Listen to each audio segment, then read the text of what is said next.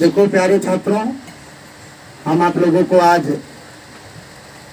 Bihar board में बहुत ही महत्वपूर्ण, जो आपको पता होगा 5 नंबर में जो क्वेश्चंस आते हैं, जिसको एक थ्योरम के माध्यम से हम आज आपके बीच में बताने जा रहे हैं। जो थ्योरम आपको 5 नंबर से संबंधित होती है, और वो 5 नंबर लाइक क्वेश्चन अगर आपके कॉपी में अगर अच्छी तरीका से अगर आप उसको बना देते हैं तो 100% नंबर इसमें मिल जाती है, जिसका 2 ग्रुप में इसको बंटवारा किया जाता है। एक ग्रुप होती है जो 3 नंबर आपको मिलेंगे, जो साधारण प्रतिज्ञा, विशेष प्रतिज्ञा, सिद्ध करना है और रचना।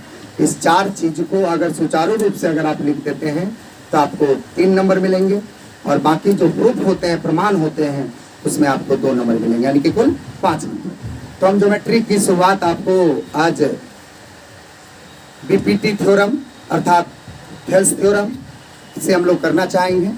जो हम थेल्स थ्योरम के अंतर्गत आपके बीच में जो अभी बताएंगे, जो सबसे पहले साधारण प्रतिज्ञा होगी, जो ये बताता है कि थ्योरम क्या कह रहा है। जो थ्योरम क्या कह रहा है, इसके लिए आप लोग इस लैंग्वेज को थोड़ा सा ध्यान देंगे तो आपको 2 चीज का बेनिफिट मिलेगा। एक वो बेनिफिट जो क्वेश्चन क्या कह रहा है और क्वेश्चन क्या सिद्ध करना है, ये 2 बातें हम लोगों को उससे प्राप्त हो जाती है, जो आप देखेंगे। थ्योरम कह रहा है, अर्थात थेल्स महोदय का कहना है, किसी त्रिभुज की एक भुजा के समांतर, किसी त्रिभुज की एक भुजा के समांतर खींची गई रेखा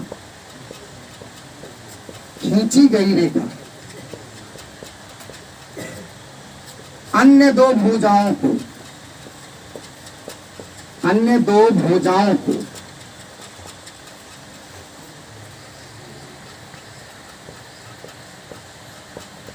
समान अनुपात में बांटती है।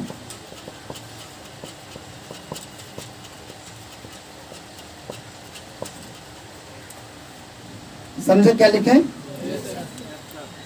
किसी त्रिभुज की एक भुजा के समांतर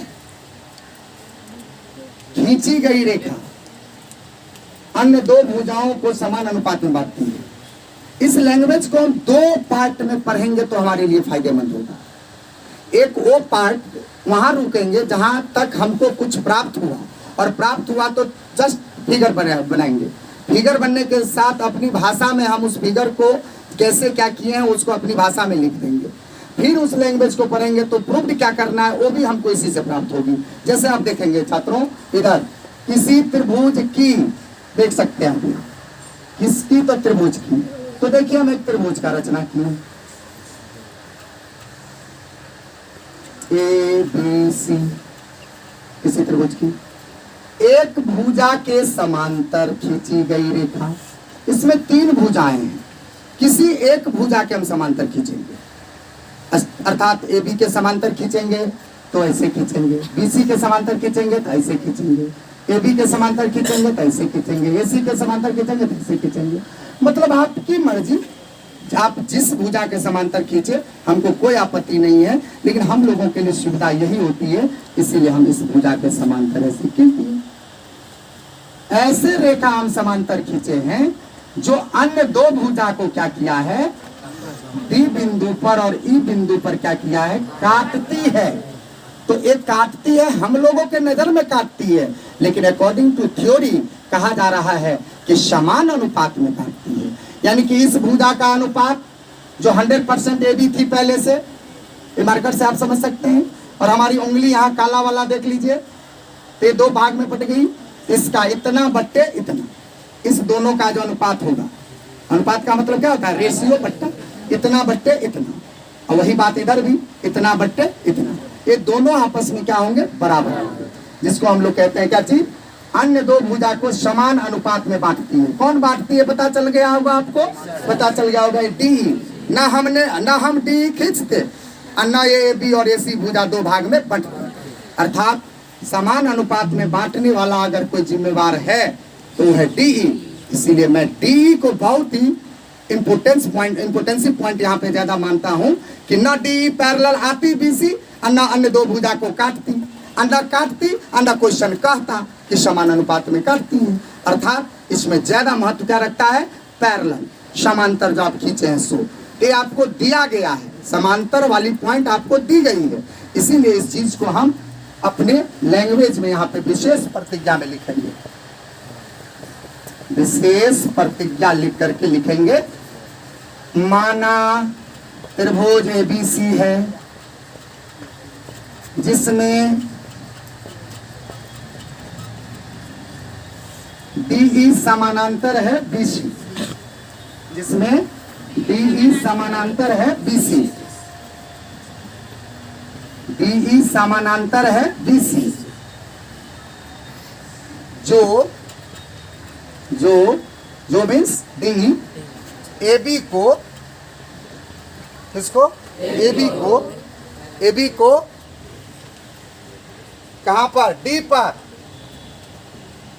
और AC को कहां पर, E पर काटती। अभी हम नहीं कहेंगे समान अनुपात में काटती है, ये तो प्रूव करना है। समान अनुपात में काटती है बात हम नहीं कहेंगे, अभी क्या कहेंगे, अभी केवल काटती है बोलिए, समान अनुपात में काटती है ये चीज सिद्ध करना है। ये चीज हम दे ही नहीं देंगे, हम दोनों चीज दे ही देंगे तो फिर प्रूफ क्या करेंगे, प्रूफ करने के लिए तो कुछ रहनी चाहिए।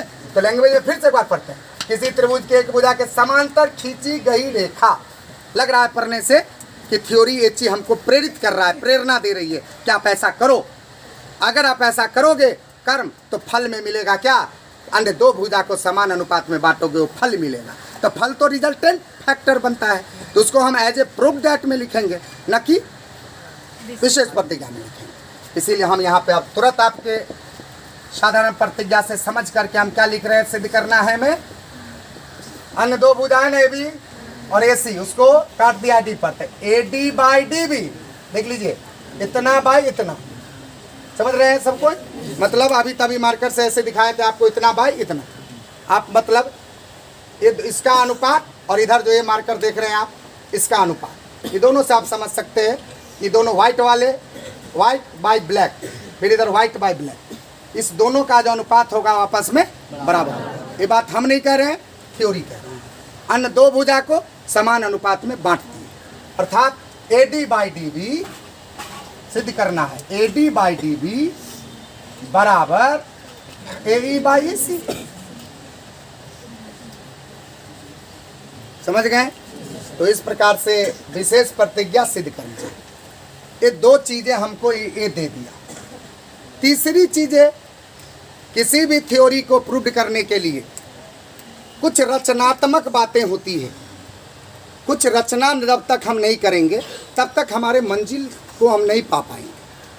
तो जैसा कि हम लोग 9th क्लास के थ्योरम की ओर एक रुख करते हैं, तो हम उसके संबंध में दो टूक आपको ये कहना चाहेंगे। 9th में एक थ्योरी है कि एक ही आधार और एक ही जोड़ी समांतर रेखा के बीच बने दो त्रिभुज के क्षेत्रफल बराबर होते हैं।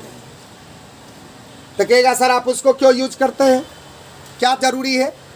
हम कहेंगे कि देखिए आज जो आपको दिया गया है जो चीज़, आखिर समांतर दिया है ना, उस समांतर का इस्तेमाल करिएगा कि नहीं करिएगा। आप समांतर का इस्तेमाल कीजिएगा तो इधर कोई व्यवस्था नहीं है समांतर का। समांतर का हमारे अभी 10th में शुरुआत ही हुई है थेल्स थ्योरी से, तो पीछे तो कोई थ्योरी भी नहीं है समांतर से रिलेटिव। दूसरी बात है, समांतर में अगर हम तिर्यक रेखा लेते हैं तो संगत कोण सब मिलेगी, असंगत कोण तो हमको प्रूव करना नहीं है, हमको तो कन्वर्ट होना है भुजा में। इसीलिए हमने सोचा कि हम एक कदम पीछे जाते हैं 9th क्लास की ओर, और 9th क्लास के थ्योरी से हम लोग ये शिक्षा लेते हैं कि हमारे यहाँ एक कंसेप्ट था एरिया ऑफ ट्रायंगल में कि एक ही आधार और एक ही जोड़ी समांतर रेखा के बीच बने दो त्रिभुज के क्षेत्रफल बराबर होते हैं। तो हम इसमें ऐसा रचना करना चाहते हैं जो मेरे यहाँ दो त्रिभुज मिले, चूँकि समांतर तो मिल रही है, एक ही आधार और एक ही समांतर, देखो समांतर तो मिल रही है। इसी समांतर के बीच में हम चाहते हैं क्या बन जाए, दो त्रिभुज। क्या बन जाए, दो त्रिभुज बन जाए। तो दो त्रिभुज बन जाए, इसके लिए ध्यान दीजिएगा, हम D को क्या करते हैं, C से मिलाते हैं। D को क्या किए, C से मिला दिए। एक त्रिभुज आपको DEC दिख रही है। फिर अगर मान लो थोड़ी देर के लिए इसको मिटा दिए, फिर हम E को किससे मिला दिए? B से मिला दिए, तो फिर क्या दिख रही है? DEB दिख रही है। ये दोनों त्रिभुज DEB, इधर देख लो DEC और DEB दोनों कहां पर आ रही है? DE पर। आपको इसको बोलने में DE दोनों में बोलना पड़ा होगा, DEC और DEB दोनों में DE बोलना पड़ा कि नहीं? और जब DE दोनों में बोलना पड़ा तो समझो DE कॉमन है, तो इसीलिए थ्योरी यहां से कनेक्ट हो सकता है कि एक ही आधार कौन होगा? DE, और एक ही समांतर रेखा DE समांतर BC आपको पहले से है कि नहीं है, तो इनका क्षेत्रफल क्या होगा? बराबर। कब? अभी नहीं, प्रूफ में। तो जब हम मान लीजिए क्षेत्रफल बराबर करेंगे तो क्षेत्रफल निकालेंगे तब ना बराबर करेंगे, तो पहले हम क्या करेंगे? अब क्षेत्रफल निकालने जाएंगे। तो अब हम जा रहे हैं क्षेत्रफल निकालने।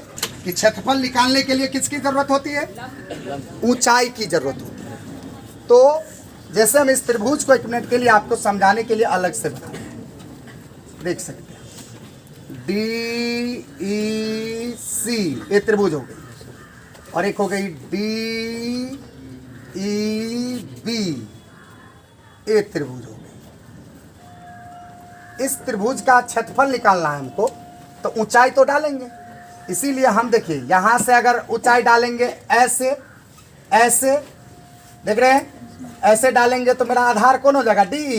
DE को बढ़ाना पड़ेगा, तो DE आधार हो जाएगा। तो DE आधार लेके हम क्या करेंगे? DE तो हमको आधार नहीं चाहिए, प्रूफ तो करना भी नहीं DE, तो हम ये इरादा बदल E से अगर ऐसे लम डालते हैं तो मेरा आधार होगा DC, और DC मेरा कोई लाना भी नहीं हमको DC। तो हम मन बनाए हैं लम कहाँ से डालेंगे? D से, तो D से ऐसे लम, इसको आगे क्या करते हैं? बढ़ा देते हैं। इसका नाम हो गया DM। अब आप देखिए DM लम डाल दिए किस पर? CE के बढ़ाए हुए भाग पर। तो इस त्रिभुज का क्षेत्रफल क्या होगा? 1/2, आधार कौन होगा? CE, ऊंचाई कौन होगा? DM होगा कि नहीं? इस क्रम में इसका हम ऐसे लम डाल दिए। तो ये तो मेरा सेकेंडरी फिगर है, प्राइमरी फिगर मेरा यहाँ है, इसलिए हम D से ऐसे लम डाल रहे हैं। DM लम डाल दिए। किस पर लम डाल दिए? देख लीजिए तो AE पर, है ना, जो इस त्रिभुज के लिए भी लंब का कार्य करेगा। इस त्रिभुज के लिए भी लंब का कार्य करेगा DM, और इस त्रिभुज के लिए लंब का कार्य करेगा DM। तो अच्छी बात है, अगर लंब का कार्य करेगा इस त्रिभुज के लिए तो मेरा आधार कौन होगा? AE। हमको AE देखिए यहाँ प्रूफ भी करना है, ठीक। इस त्रिभुज के लिए आधार का काम कौन करेगा? EC। तो देखिए मैं हमको EC प्रूफ भी करना है। तो हम दोनों त्रिभुज के क्षेत्रफल को क्या करेंगे? बट्टा करेंगे प्रमाण में। तो अच्छा है, ये DM लम जो हम डाले हैं ये दोनों त्रिभुज के लिए बेनिफिट करेंगे। दूसरी बात, इस त्रिभुज के लिए सोचिए हम DECB में, फिर इसमें भी हम ऐसे लम डालेंगे EN लम डाल दिए। किस पर? BD पर। BD पर नहीं, BD के बढ़ाए हुए, अर्थात इस फिगर में भी आप चलिए लम डाल देते हैं, लम डाल। किस पर? AD पर। तो ये बात हम यहाँ रचना में देखिए अपनी भाषा में लिख लेते हैं। कहाँ लम डाले हैं? DM लम डाले हैं किस पर? AE पर। तो लिख देते हैं DM लम AE तथा EN लंब AD पर डाला। कोई दिक्कत इसमें? लंब क्यों डाले समझ गए सब कोई? लंब इसलिए डाले कि मेरे मन में पहले से सेट है कि किसी एक ही आधार और एक ही जोड़ी समांतर रेखा के बीच बने दो त्रिभुज के क्षेत्रफल बराबर होंगे, और त्रिभुज के क्षेत्रफल अगर बराबर होंगे तो त्रिभुज का क्षेत्रफल निकालने के लिए हमको लंब चाहिए ही चाहिए। लंब, अब लंब डालने के बाद ध्यान दीजिएगा, हम चल रहे हैं प्रमाण में। प्रमाण में क्या करेंगे सो ध्यान दीजिएगा। त्रिभुज का क्षेत्रफल निकालेंगे, दो त्रिभुज। मेरे नजर में तो त्रिभुज यही जरूरी है, DEC और DEB थ्योरम के नजर से। कौन सी थ्योरम के नजर से? एक ही आधार और एक ही जोड़ी समांतर रेखा के बीच बने दो त्रिभुज के छेदफल बराबर होते हैं, लेकिन इसका छेदफल निकालने में ऊंचाई काम करेगा कौन? डीएम। तो ऊंचाई तो इसके लिए भी डीएम काम करेगा, इसीलिए हम क्या करते हैं, डीएम ऊंचाई लेकर के त्रिभुज एडीई का क्षेत्रफल भी निकालेंगे। एडीई लिख रहे हैं, त्रिभुज एडीई का क्षेत्रफल बट्टा त्रिभुज डीईबी। ये पहले डीईबी लीजिए, कोई भी ले सकता है, पहले कोई जरूर नहीं। तो त्रिभुज का क्षेत्रफल 1/2 एडीई में ध्यान दीजिए, एडीई देख रहे हैं, इसके लिए आधार कौन होगा? एडी। ये वाली ऊंचाई लेके काम कर रहे हैं, ईएन 1/2 गुने एडी गुने ईएन। क्लियर? दूसरा डीईबी के लिए, तो डीईबी इसमें थोड़ी परेशानी होगी, इसमें कर लीजिए अलग वाले त्रिभुज में। तो 1/2 आधार कौन होगा इसका? बीडी, क्योंकि बीडी को आप बढ़ाए तब यहां लाते, पूरा बी एन आधार मत लीजिएगा, बीडी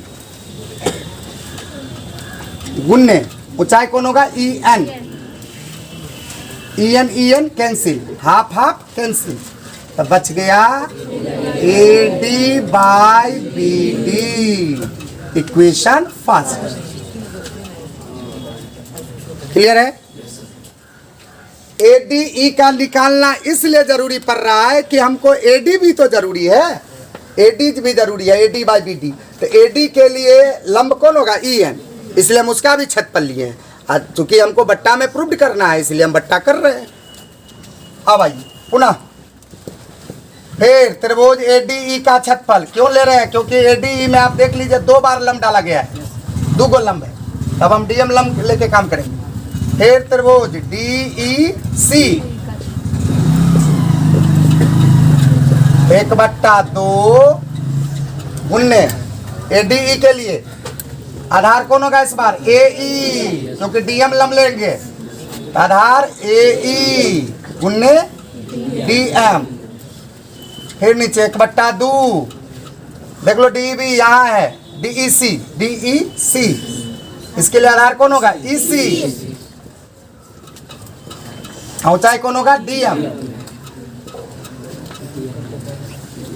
ठीक है, हाफ हाफ कटवा दीजिए, डीएम कटवा दीजिए, हो गया a by e c, equation first, sorry second. चलेगा? अब आप दोनों इक्वेशन को गौर से देखिए, तो जो चीज सिद्ध करना है लग रहा होगा आ गया। तो बहुत सारे छात्र यहाँ क्या करते हैं, डायरेक्ट इस दोनों को बराबर कर देते हैं। तो मैं कहूँगा आपको कि डायरेक्ट बराबर करना आपको जरूरी नहीं है। किस राइट पे आप इसको बराबर कर रहे हैं बताइए? बराबर करने का कुछ रीजन होता है इक्वेशन में। LHS इक्वल होगा तो ही RHS इक्वल होगा, या RHS इक्वल होगा तो ही आप LHS को इक्वल कर सकते हैं। तो हम तो जरूरी है हमको ये दोनों को बराबर करना। तो इसके लिए आप LHS को झांकिए, तो क्या आपका LHS बराबर है? नहीं, ADE तो मिल रहा है, लेकिन DEB DEC तो दोनं डिफरेंस है। तो अब आपकी ध्यान DEB और DEC पे जानी चाहिए कि क्या किया जाए कि DEB और DEC का क्षेत्रफल बराबर हो जाए। तो इसके लिए वही बात, चूंकि हम जानते हैं क्या, एक ही आधार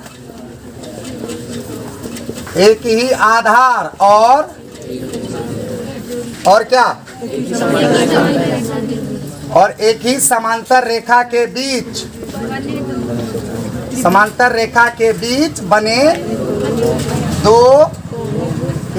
बने दो त्रिभुज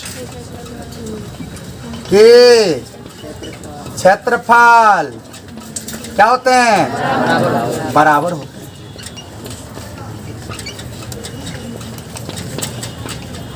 ये बात आपको लैंग्वेज में याद रखनी पड़ेगी। भले आप थ्योरम पढ़ रहे हैं थेल्स, लेकिन ये चीज बहुत ही मायने रखने वाली चीज है, क्रिटिकल पॉइंट है आपके लिए, समझ लीजिए। इस थ्योरम का सबसे समझिए मेन टर्निंग पॉइंट यहीं पे है। बहुत सारे लोग इनको और इनको बराबर करने के जुगाड़ में ज्यादा रहते हैं, तो आप ऐसा मत कीजिएगा गलती। इसको अगर बराबर करना है तो इसके लिए LHS को बराबर कीजिए। LHS में आपको DEC और DEB डिफरेंस है, तो DEC और DEB को बराबर करने के लिए हमने कुछ अपना यहाँ पे लॉजिक दिया, अपना थॉट दिया।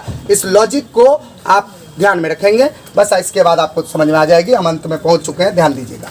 एक ही आधार और एक ही समांतर रेखा के बीच बने दो त्रिभुज के क्षेत्रफल बराबर होते हैं। तो हमने देखा है कि DEB और DEC त्रिभुज DEB, अब यहाँ लिख देते हैं, चूंकि त्रिभुज DEB तथा त्रिभुज DEC एक ही आधार किस पर है, एक ही आधार आप देख सकते हैं DE पर है, DE पर पहले ही शुरू में बता दिए थे आपको। DEB या DEC में DE आप दोनों में बोल रहे हैं, तो एक ही आधार DE और DE समानांतर BC के बीच स्थित है। DE समानांतर BC के बीच स्थित है।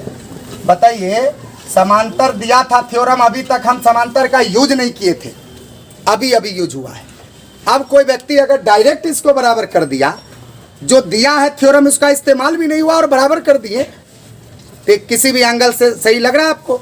इसीलिए मैं कहूँगा तमाम छात्रों को ये चीज़ कि इनके बाद ये लैंग्वेज जरूर लिखेंगे।